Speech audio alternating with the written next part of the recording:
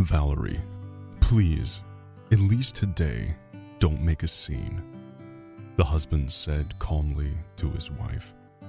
His wife put the stack of plates on the table loudly with the words, "I wouldn't make a scene, but I think you understand the situation.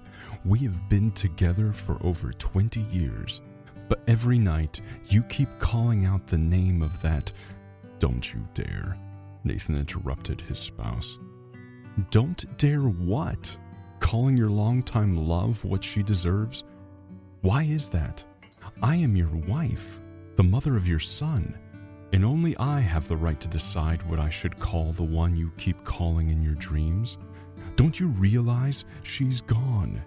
She died a long time ago," his wife objected. Nathan knew perfectly well what was about to begin. His wife's drama was waiting for him. Valerie was not hysterical, but it was his fault, his unintended fault. 23 years ago, he had fallen in love.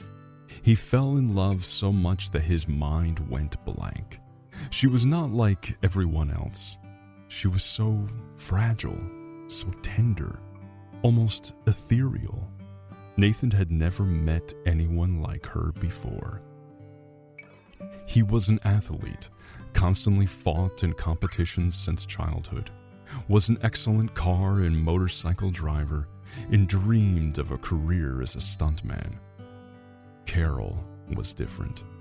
She was afraid of heights, water, and even the sun because she could get a sunburn in just a few minutes.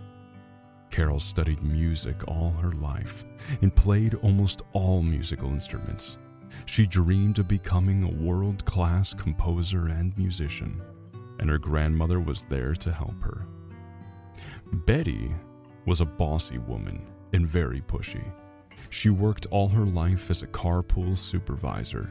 She had a lot of useful contacts, a strong-willed character, and absolute arrogance over everyone.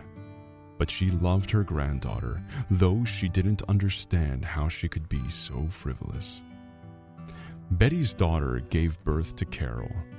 Betty suffered, feeling guilty.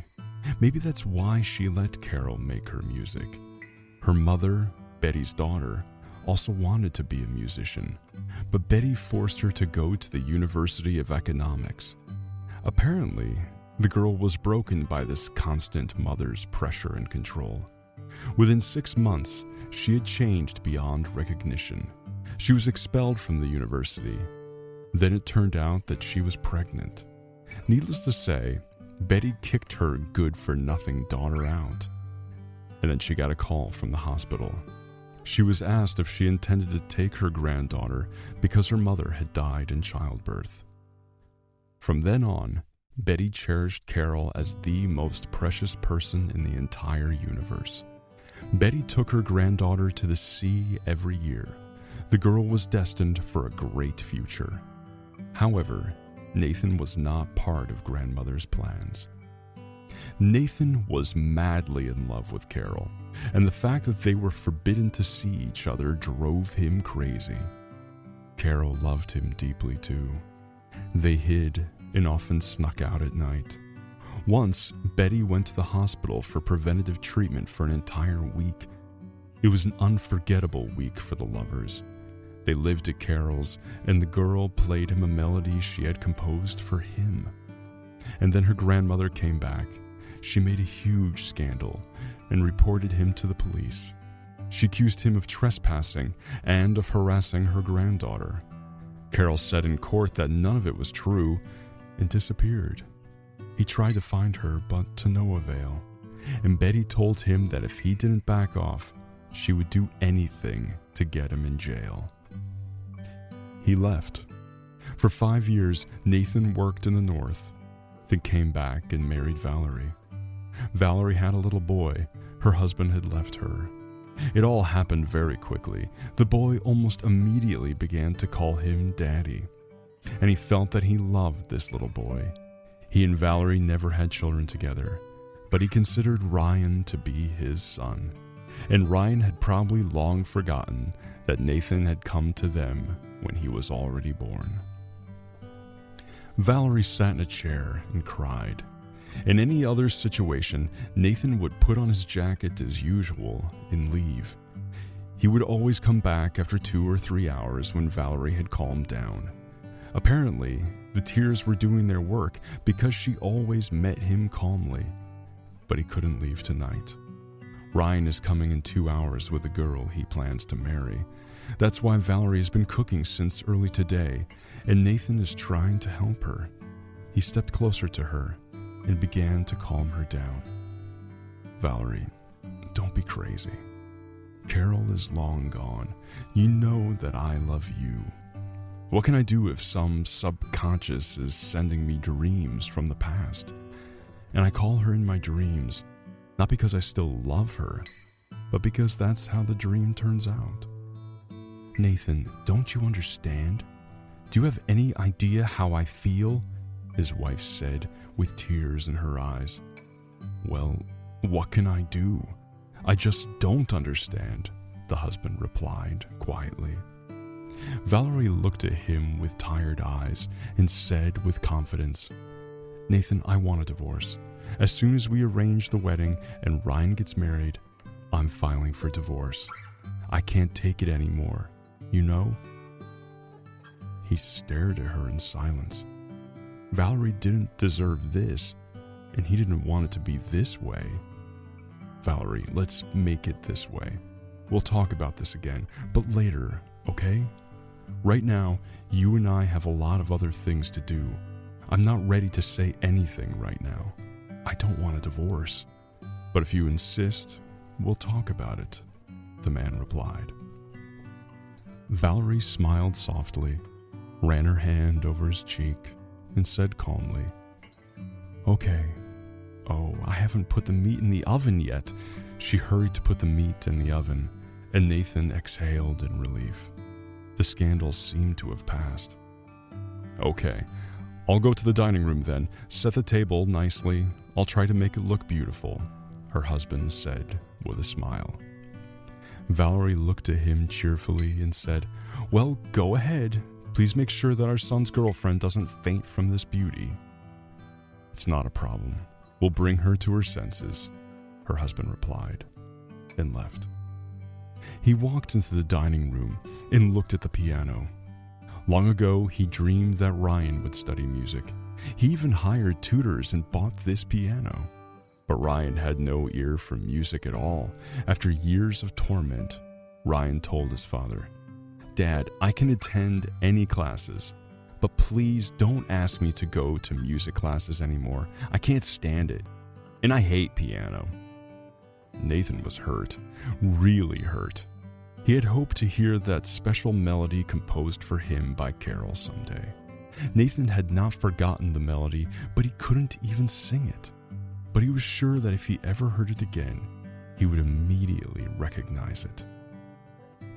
Only 10 years after Betty separated him and Carol did he learn that the girl had been sent far away to another city, to Betty's sister. A year later, when Nathan had left, she was allowed to return, but Carol refused. Her pride kept her from returning to her grandmother, and then at her aunt's, she got pneumonia and died. Nathan almost lost his mind then, but he was already married to Valerie, so he tried to hide his feelings and somehow survived the loss. He didn't go to Betty's or the funeral. Is everything done? Valerie asked her husband. They looked at the served table, the smell of meat wafting out of the oven.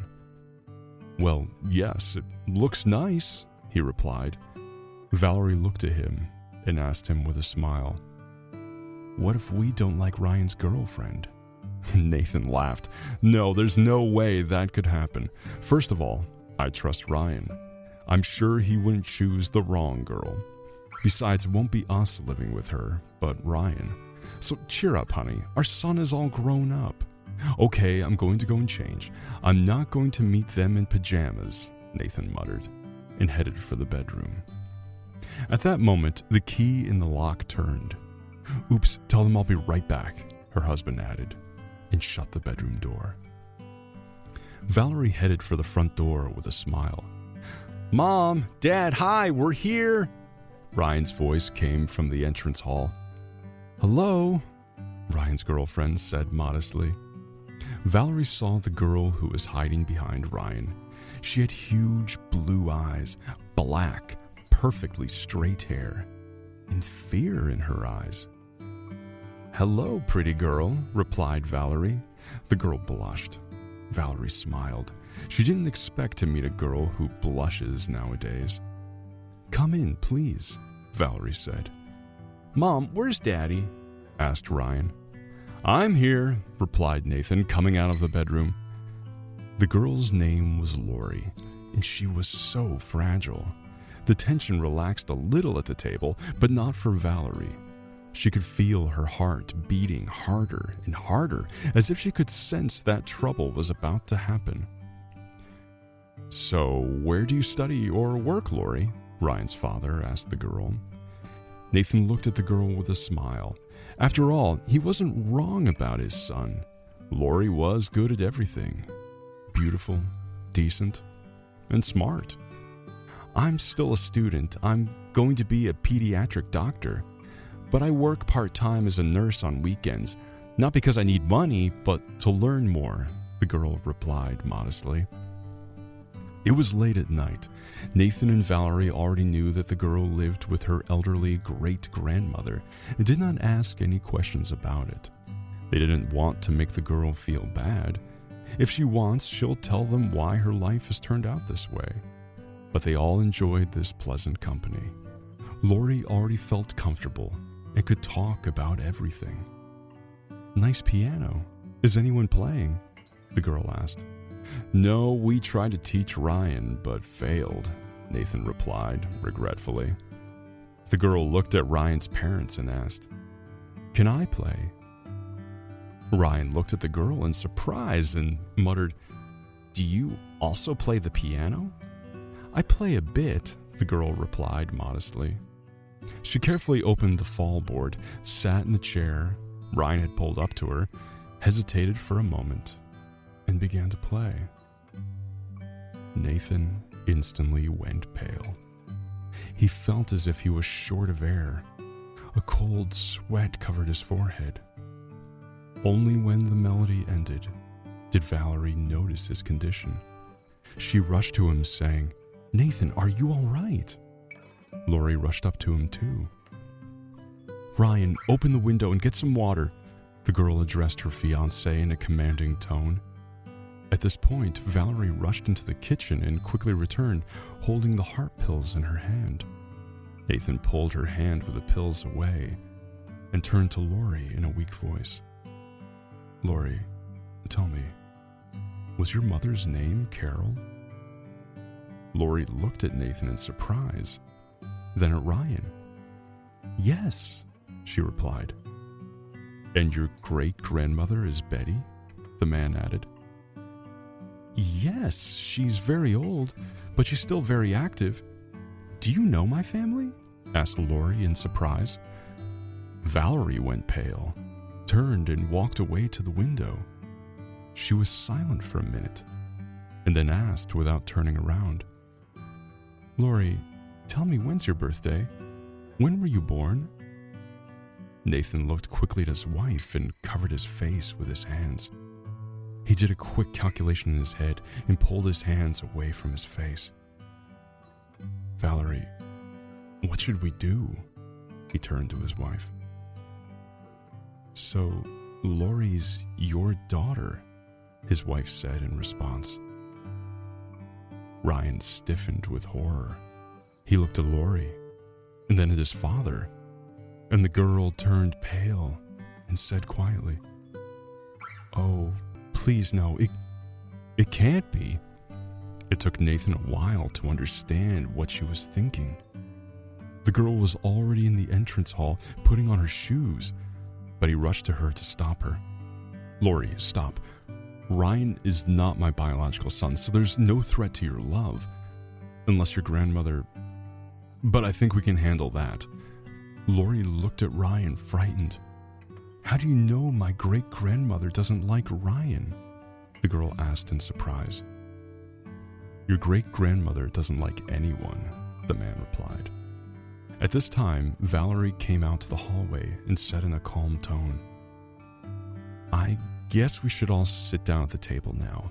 Nathan, you should tell our kids everything, though I'd be very interested to hear this story too. He sounded calm, only now he realized that Carol was really gone, and that he didn't need to think about her. He needed to think about Lori, Ryan, and Valerie. He was talking, and Lori was crying, quietly. Valerie put her arms around her, pulled her close, and the girl snuggled into her chest. Ryan sat silent, only clenching and unclenching his fists. Mom never told me about you. I probably wouldn't remember, but she always told me you were very kind. My great-grandmother adopted me when I went to school. Since then, I've never been to my mother's grave, Lori muttered. Valerie suddenly said, Well, let's go there.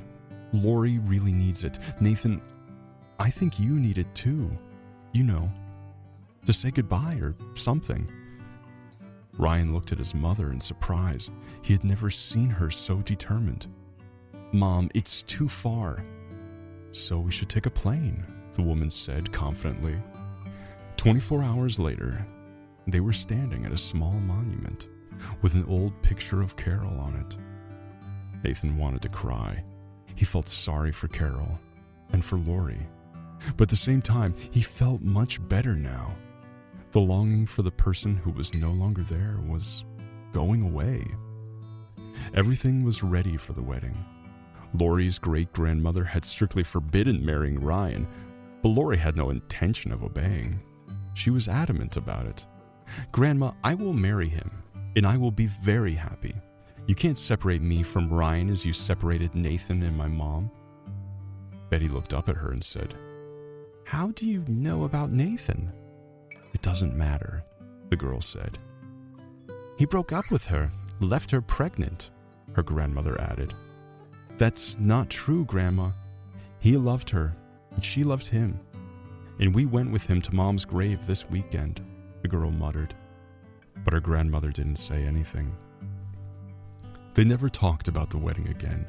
Lori only came home to cook, do laundry, and clean the apartment. Betty, in spite of her age, could do everything herself. But then it would seem that Lori had abandoned her, and the girl didn't want to abandon the person she cared about. And so the wedding day came. Valerie looked at the newlyweds. Tears were about to roll down her face.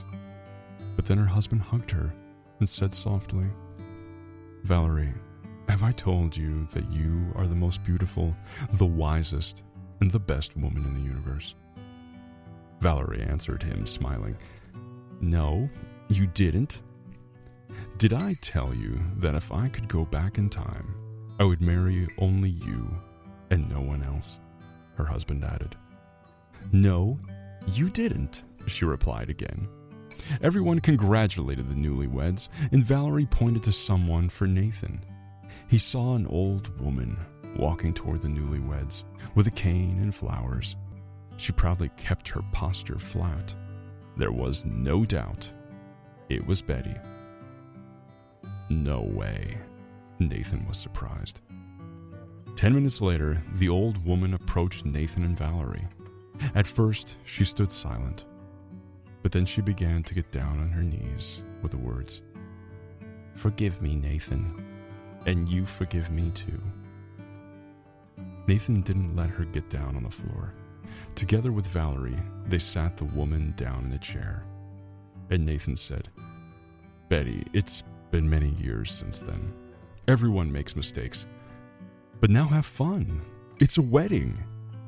The old woman smiled, wiped away the tears that came again and again, and looked at the newlyweds. At this time, Valerie snuggled up to Nathan and asked quietly, Have I ever told you how much I love you? All right, everyone's presentations are done. Nick, the manager, said as he tried to move the discussion forward. Excuse me, I haven't. I recently found out something. Nick interrupted me and began to speak. There's apparently someone in this department who didn't graduate high school and is just a part-timer. Meetings should be for employees only. Absolutely right.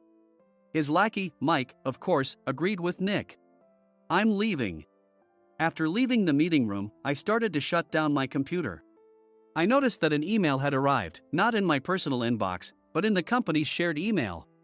Thinking, there's no point in speaking up, no one will listen, I went home quietly. The next day, I heard a commotion from Nick's desk. He was staring at his computer screen, his face pale. Nick! Is something wrong? Mike looked at the screen with him. And he turned even paler than Nick. Why is he so angry? Knowing the reason for Mike's distress, I thought to myself, serves them right. My name is Adam. My mother passed away when I was in the 9th grade, and I was raised by my father. Well, you could hardly call it being raised. After my mother passed, my father changed. He drowned his sorrows in alcohol, and though he still went to work, he squandered our living expenses on horse racing. Because of that, I had to start working part-time as soon as I entered high school. Every month, I went to the convenience store with bills in hand that couldn't be auto-deducted from my father's account. Even though I endured it because I didn't want to be alone, I reached my limit in my second year of high school and dropped out. I found a live-in job at a distant inn. Thank you for everything. The day I left home, my father, still staring at the TV, spoke. Take care. That was our last conversation. Back then, 18 wasn't the age of majority, so I needed my father's permission to work, and I couldn't hide my place of employment. Yet, my father never visited me even once. I kept working just to survive, and before I knew it, I was 42. Years of hard work paid off, and I was transferred to the headquarters. I was thrilled to be recognized by the company, as I thought I'd be working in the field until retirement due to my lack of formal education. Listen up. Our work can change the future of our employees. Don't drag us down. On my first day after the transfer, Nick, dressed in an expensive suit, spoke sternly. There was a reason for this. Our inn was located in a prominent tourist destination, known so well that everyone in the state could sing its commercial jingle. At its peak, we had 5 locations within the state. But that was long ago. Due to financial difficulties and aging facilities, only the place where I had worked for many years and the original establishment remained.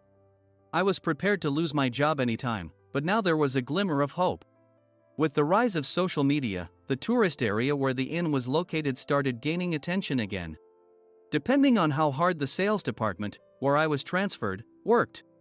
We could either thrive or be forced to give up this prime location to the new hotel chains continuously popping up.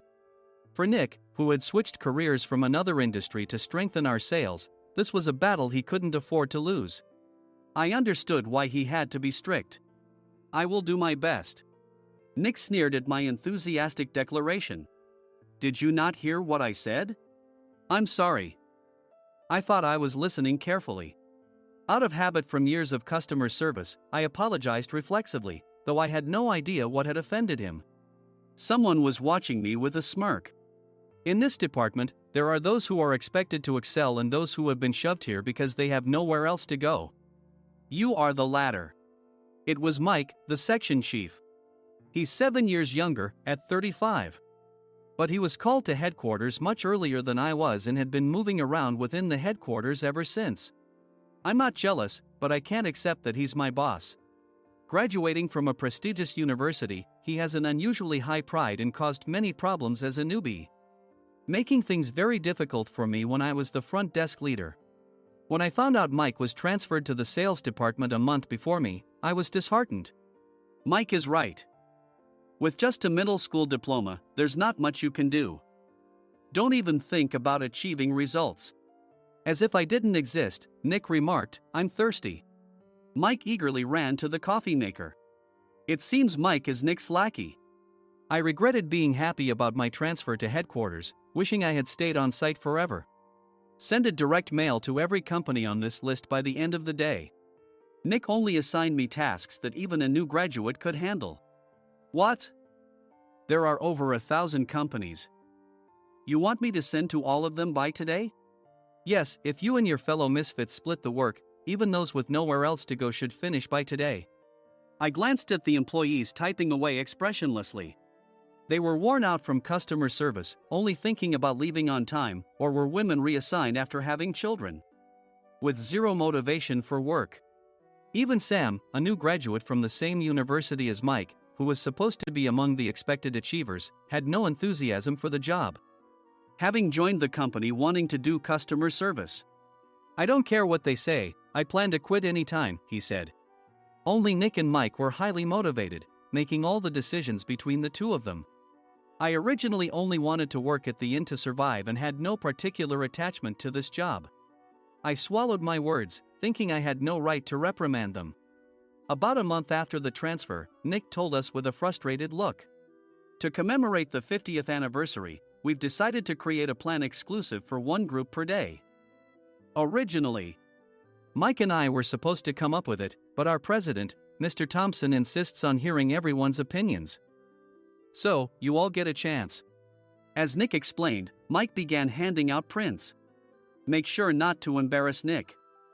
If your ideas are half-baked, you'll have to redo them." It seemed that they had printed his handwritten notes by Mr. Thompson, which included several questions and a section for free responses.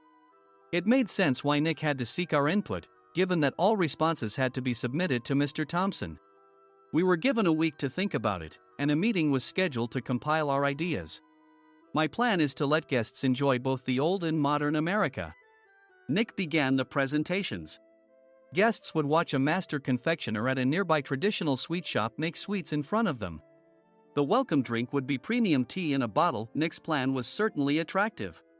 After his presentation, Nick called on us to present in the order we were seated. Just as I stood up for my turn. "All right, everyone's presentations are done." "Excuse me, I haven't. I recently found out something." Nick interrupted me. "There's someone in this department who didn't graduate high school and is just a part-timer." He was likely talking about me.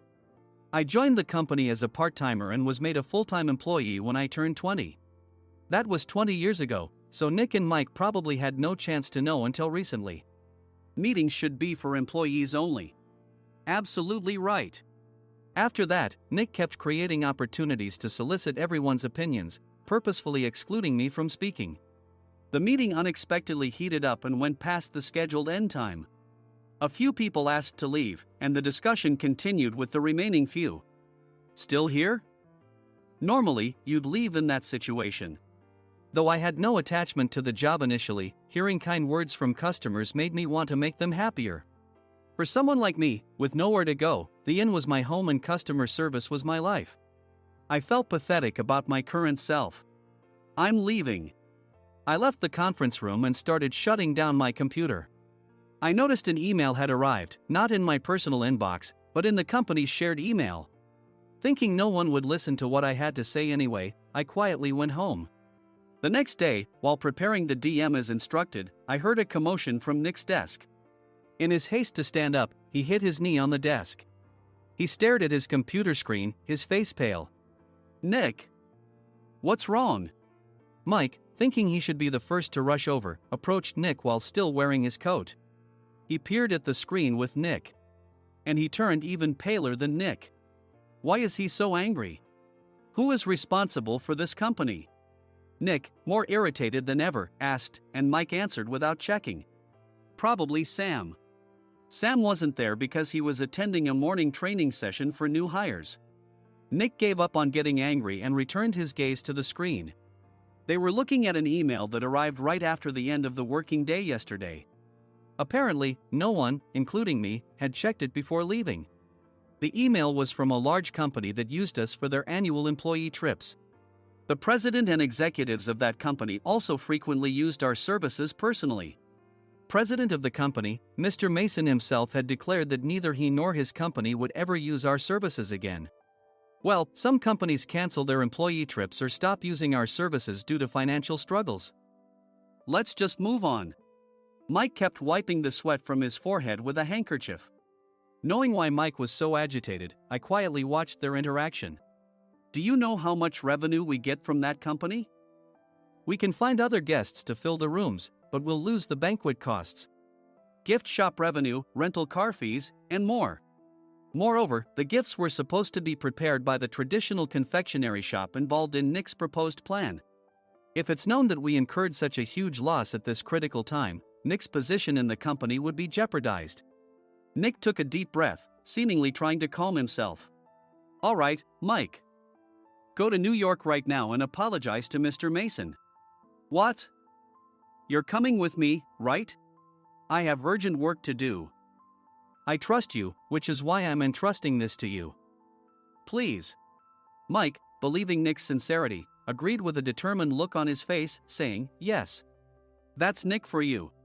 Even if Mike went to apologize, Nick would shift all the blame onto him if the client didn't change their mind. Well, it was Mike's fault to begin with, so it served him right. About 3 hours later, Sam answered a call from somewhere and repeatedly apologized, saying, I'm very sorry. Everyone watched to see what was happening. After ending the call, he informed Nick with a weary tone. When Mike arrived at the client's company, he only made things worse, further infuriating Mr. Mason. He was demanding, get his boss here immediately. It was no wonder Sam was exhausted, dealing with such a call right after returning from training. What is that idiot doing? All right, Adam, you're coming with me. If sacrificing Mike didn't work, then I must be next. Normally, I'd want to refuse at all costs, but I saw an opportunity in this situation. If I can be of assistance, I'd be happy to join you. I immediately followed Nick, and we flew to New York. When we introduced ourselves at the reception, it became clear how serious the situation was. As the receptionist personally escorted us to the president's office. Angry voices leaked through the door, making both Nick and me uneasy. Excuse me. I'm Nick, the supervisor. I understand my subordinate has caused you trouble, and I deeply apologize. Nick, with his experience in the corporate world, knew enough to offer an apology before excuses. However, his customer service skills left much to be desired. I sighed as I saw Mike trembling like a small dog in the corner of the room. What kind of training are you giving your subordinates? Mr. Mason glared at Nick with a red face. The intensity of his gaze made even Nick take a step back. Regrettably, I joined this company only 2 years ago and was unaware of Mike's issues. I should have identified his shortcomings sooner. Indeed. I should have realized sooner. No sensible person would come to apologize and then give a lengthy presentation on the drawbacks of not using their in. Nick froze, his mouth slightly open. Suspecting the worst, I picked up the documents that had fallen to the floor. It seemed Mike hastily prepared these documents on the plane, listing the disadvantages. Disadvantage 1, if you change the venue for the company trip, employees might suspect it's for cost-cutting reasons, leading to a negative impression. Reading it aloud half-jokingly, Nick snatched the papers from my hand and checked the contents with a furious expression. Among the stack of documents was a receipt from a nearby convenience store's copy machine. I felt a pang of dread, hoping he hadn't shown the receipt as well. What do you think he said when I asked what kind of nerve he had to do this? I'm very sorry. Faced with the dire situation, Nick must have thought there was nothing left to do but apologize. In a voice smaller than I'd ever heard from him, he uttered words of apology. He said, I'm a Harvard graduate. I don't believe I said anything wrong. Mike! What have you done? Forgetting his plan to pin the blame on Mike, Nick yelled loudly, even in front of Mr. Mason. I didn't do anything wrong. You're still saying that? Look at him. Mike pointed at me with a shaking hand. I was assigned to headquarters in my 20s and now I'm a section chief. This guy only made it to headquarters at 42. Everything I've done proves I was right. So why are we losing the contract? Having said his piece, Mike collapsed to the floor. Of course. You were sent there because you had nowhere else to go. Mike never expected to hear such words from someone he looked down upon. He lunged at me, and Nick hurriedly stepped in to stop him. Mr. Thompson told me Mike is a quick thinker, and to take good care of him. There's no way he was pushed aside. Don't make things worse here. He didn't say quick thinker, he said only quick-witted, didn't he? I don't remember that part. I recalled the many troubles Mike caused when he was a newbie. When Mike was on the front line, his pride was so high that he never apologized to customers. Customer service, especially in our job, doesn't work alone. It brings both good and bad situations. If the front staff or housekeepers made mistakes, or the cleaning company didn't properly clean a room, one had to apologize to the customers regardless of personal fault. Mike, in such situations, would never apologize, insisting he wasn't at fault. This often angered customers, and as the front desk leader, I frequently had to apologize on his behalf. He caused complaints and disrupted operations, which is why he was quickly moved to headquarters. In departments where he didn't interact directly with customers, his quick thinking was beneficial and things went well. But it seemed his flaws were starting to show. Corporate reservations are supposed to be entered into the system by the sales representative. But a quick check yesterday revealed that more than 10 items were missing from the client's reservation. The handover document clearly stated what needed to be prepared. Why didn't you enter it into the system? Why do we have to give them special treatment? Filling rooms near the banquet hall, setting up all the food in advance. Specifying the brand of wine, they're too demanding. No wonder he always angered customers, I thought, feeling a headache coming on. Grouping them in rooms near the banquet hall is for our benefit too. It makes it easier for the staff to set up beds and serve breakfast since everyone's schedule is synchronized. As for the other requests, Mr. Mason suggested them to lighten our load. I didn't know that. Nick finally seemed to realize that Mike was the one who had angered the client. What did you say to them? I just told them we wouldn't give them special treatment anymore. We shouldn't waste effort on things that don't bring in money. I was utterly exasperated at his lack of understanding of customer service. Of course, we shouldn't comply with unreasonable demands. But carrying over successful practices from past stays makes customers feel remembered and enhances their experience. Good memories encourage repeat visits. That's part of our job. I looked down at Mike, who was sitting on the floor. In our job, nothing is a waste. Mr. Thompson likely moved you to the sales department, hoping you'd finally understand this. How do you think he feels now that you've failed to meet his expectations? Mike, tears in his eyes, fled the president's office. I was amazed he still hadn't apologized. You have it tough, Adam. It's okay, we're all employees of the same company. I deeply apologize for this disrespectful incident. Especially after all the care you've shown us. If it weren't for you, Adam, I really would have stopped staying here. When I heard you were moving to the sales department, I was willing to reconsider if you handled it. Seeing us talk so amicably, Nick's face contorted. Do you two know each other? Adam's service is excellent. I always requested him specifically. Normally, we don't accept specific staff requests, but we made an exception for Mr. Mason, adjusting my shifts accordingly. He had personally stayed at our hotel just before my transfer, and during casual conversation, I mentioned, I'm moving to the sales department soon.